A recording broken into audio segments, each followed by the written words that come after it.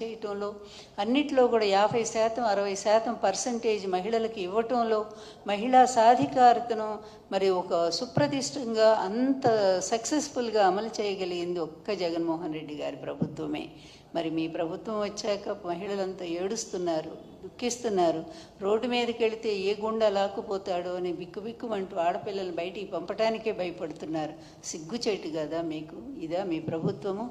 ఆడపిల్లల్ని కాపాడలేనటువంటి ఎందుకయ్యా చెప్పుకోవటం? ముఖ్యమంత్రి లేకపోతే ఉప ముఖ్యమంత్రి లేకపోతే ఇంకో షాడో ముఖ్యమంత్రి ఇవన్నీ కూడా ఎందుకు ఇట్లాంటి పేర్లన్నీ చెప్పుకోవటం? అందువల్ల ఆడపిల్లల్ని రక్షించాల్సినటువంటి బాధ్యత ప్రభుత్వం మీద ఉంది.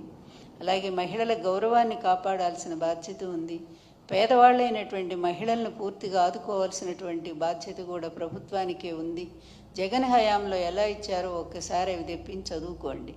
ప్రజల్ని అడగండి, జగన్ హయాంలో ఏమేమి అందినాయో తెలుసుకోండి. అన్ని డేటాలు మీ దగ్గర ఉంటాయి, కానీ అమలు చేసేటప్పుడు మాత్రం అన్నీ పక్కకు పోతూ ఉంటాయి.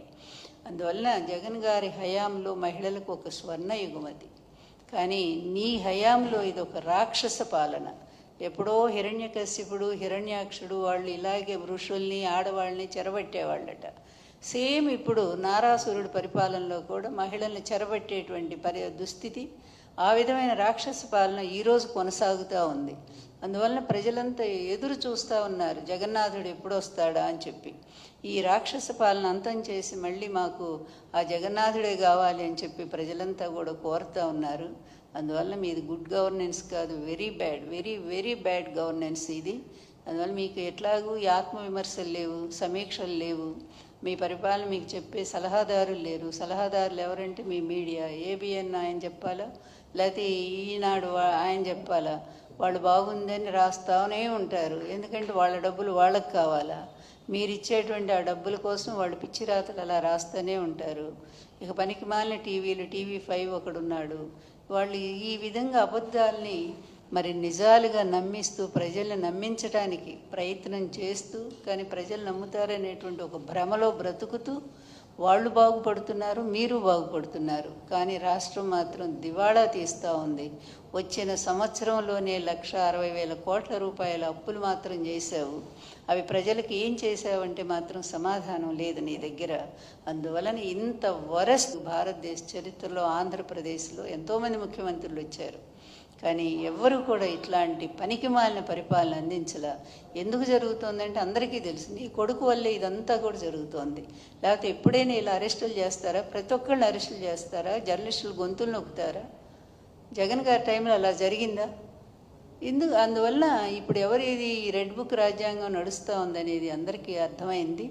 అందుకే మీరు నిజంగా రాష్ట్రానికి గుడ్ గవర్నెన్స్ ఇవ్వాలి అనుకుంటే నీ కొడుకుని తీసుకుపోయి ఇంటి దగ్గర కూర్చోబెట్టి చక్కగా నువ్వు పరిపాలించు, నీ మిత్రుడు కలిసి పరిపాలించండి.